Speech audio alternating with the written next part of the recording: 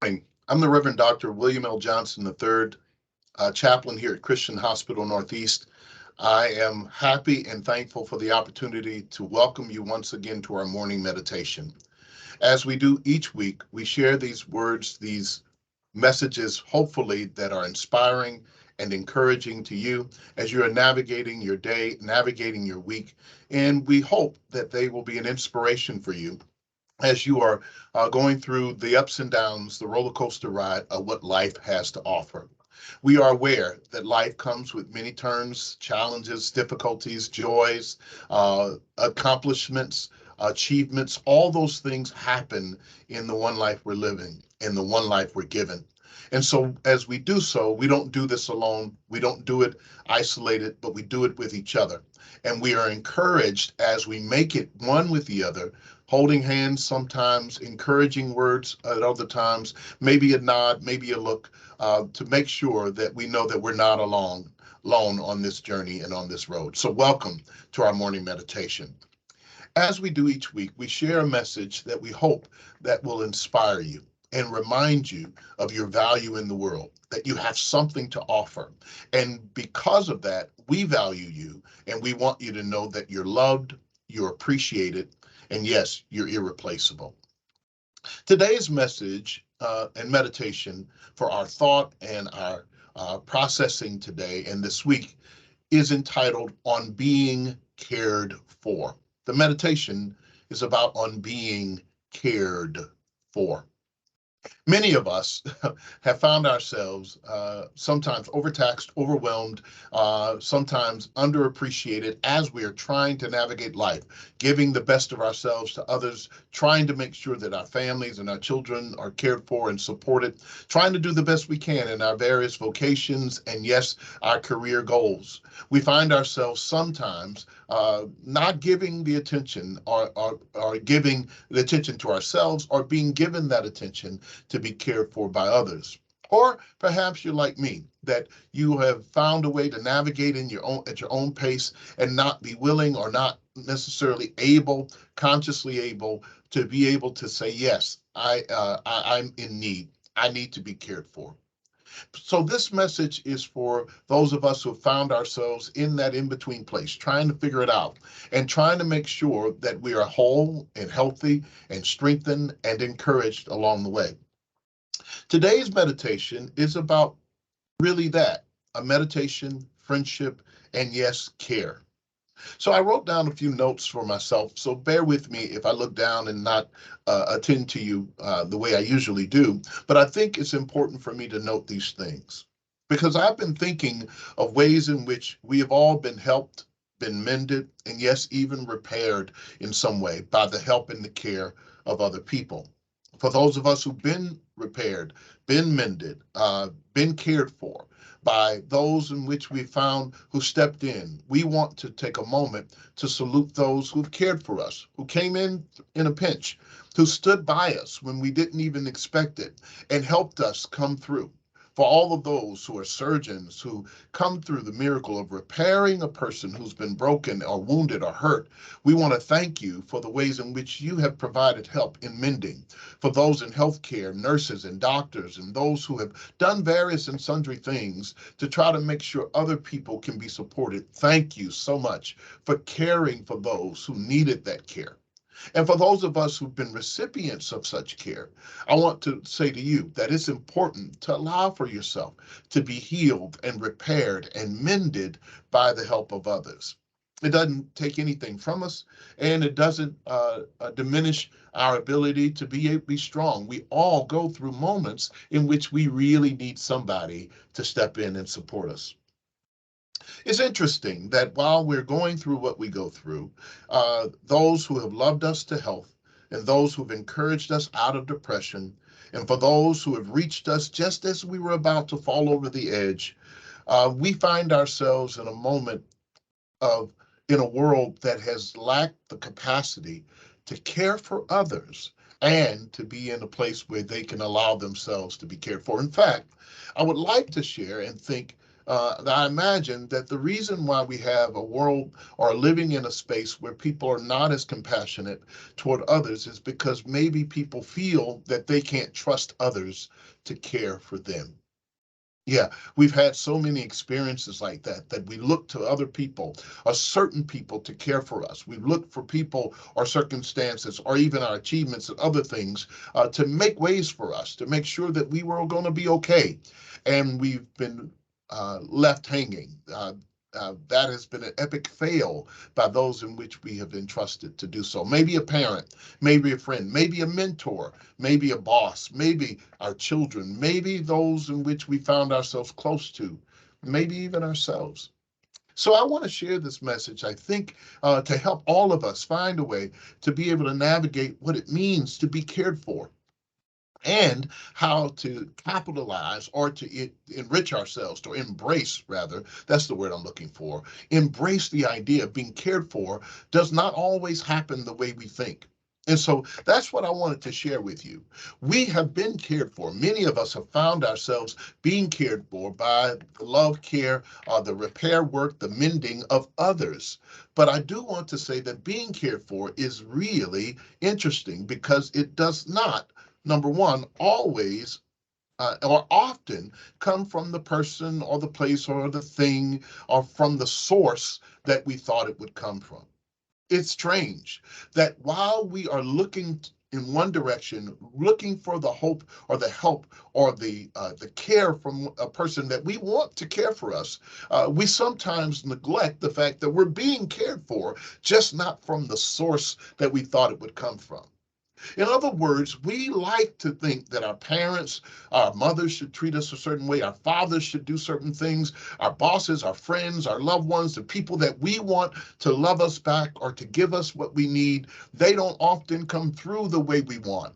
And we are heartbroken. We are disappointed. We struggle sometimes because we feel like we've been left out by those who we counted on the most, while at the same time, strangers, people we didn't know, didn't expect, people that we didn't look like we thought they would look, or didn't come in the package that we thought it should come in, we discovered that they were the ones to bring the care. Now, my faith tradition says to me that God sometimes, my belief about God and the divine, sometimes shows up in ways in which we do not always imagine, in people that we never thought it would come from, through circumstances that we never imagined. And so sometimes the source of our being cared for, or our care, or our repair, or our strengthening, or our mending does not always come in the package in which we thought it would. I also discovered this other thing, a note for myself, as I've learned along the way, that not only does my care not always come through the source I thought it would come from, but it doesn't always come from the place I thought it would come from. In other words, there are people, yes, that we find ourselves looking to that sometimes don't show up the way we need them to, but there are also circumstances like our careers. We think we will work and that we will find the care that we need, or the achievement, or the gratification, or the things that we've been looking for through our careers, or through our positions, or through our organizations, or through our affiliations, or through other places that we thought would bring us what we thought we would have, or the things that we thought we needed to be cared for. I was just talking to someone the other day, and while they enumerated all the things that a parent did not do for them and how that parent had mistreated them, they had neglected to look and see that along the way, different people had become their parent, had become a mother, had become a mentor, had become a friend, had become all those things that they needed. So they really never lacked, but they were disappointed because the person that they wanted to come that way or bring the care that they were looking for did not. How many times in relationships did we look for the person who was the love of our life to fulfill all of our needs, and they just couldn't, or didn't, or neglected to, or just didn't want to? How many times have we found ourselves brokenhearted by circumstances where we had gone to school and we had had achievements and got the degree and got in the career, thinking it would bring us that which would make us whole, only to discover that we found ourselves dealing with all kinds of things, drudgery, and it wasn't what we thought it would be. Sometimes being cared for does not come from the source we thought it would come from, nor does it come from the place that we thought it would come from. Maybe a new city, maybe a new town. You've heard people like, I'm leaving this place, I'm getting out of here, and I'm going someone else, where else, only to discover that the place that they've gone is just as, crappy as the place they left. I don't know if I can say that as a chaplain, but I did. So there you have an interesting story. It's like the person who's sitting on one side of the riverbed and looking over at the other side saying, wow, it looks really peaceful over there. So he gets in his boat and he rows to the other side to the spot that he thought that he wanted to be in. And once he gets himself situated, he sits down and he looks over across the other side of the river, and he goes, "Wow, but that place looks even more peaceful." Only to discover that that was the very place he had left. How about that? Sometimes we're like that. We want what's over on the other side, and we imagine that we will find the care that we need in someone else or in something else, only to discover that what is lacking does not come from those sources necessarily. So when being cared for doesn't come necessarily from the source that we want it from, people, places, or things, doesn't come from the places that we thought, really, getting into careers or achievements or positions or things that we thought were important. And neither does it come at the time we want. Being cared for, sometimes we want to be cared for at a particular moment in our lives. I was talking to a friend this morning and tried to reach me and could not reach me. And so that when I returned the call and say, hey, how you doing? What's going on?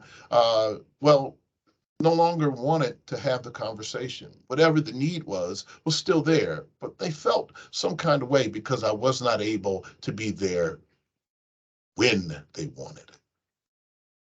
That's the way it is sometimes, that when we want to be cared for, it doesn't come exactly at the time we want.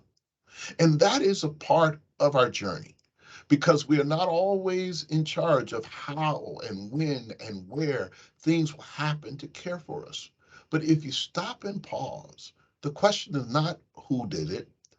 The question is not where it came from. The question is not even when. The question is whether you have been cared for. When I look back over my life, I've been cared for. That every step of the way, there has been something or someone or something that did what I needed it to do beyond my ability to choose those things. It is the way life is. It doesn't often happen the way we want, but it happens just the same. So I want to encourage you to take the brakes off and release life to happen. It is called the mastery of the art of letting go. That even leaves on a tree at a right time during the summer, it's beautiful, but during the winter and when the ice storms come, some trees topple because the ice has laid on the limbs too heavy and the tree could not let go of the limbs, but chose to hold on to the limbs and toppled over as a whole tree. There's some things we have to learn how to let go of. And what I'm suggesting is letting go of our control of how we are going to be cared for, who is going to care for us, and when they're going to care for us. The question is whether we've just been cared for. That's the message today. Allow for the divine, what I call God, to care for you in ways that you can't control. And I guarantee you, it'll be more gratifying when you discover that complete strangers will meet your need in ways that you never thought. How do I know? Well, I tell this story often. It's a biblical story about the resurrection. And for those of you who are of the faith traditions, I don't really mean to be offensive with this story. But it's about the women who were making their way to the tomb, who had the inability to move the large stone that was over the cave where Jesus was laying. And what's interesting is that they get up anyway, knowing they didn't have the strength to move the stone, but hopeful that somehow the stone would be rolled away. And they made their way, regardless of their circumstances, their inability to move it. And while they were walking and while they were talking, they made it to the tomb by faith, I believe, and discovered that it had already been rolled away. That's the way it is in our lives. Keep on moving and trust that whatever you need to and whatever care you require will have what you need when you need it, where you need it.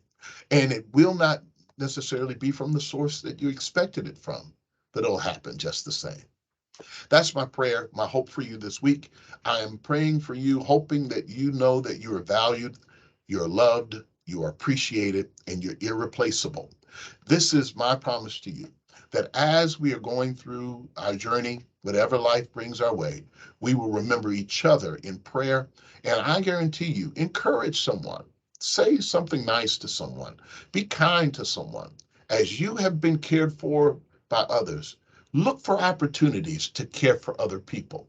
You'll discover that whatever you put out, it'll come back to you in due time and in due season.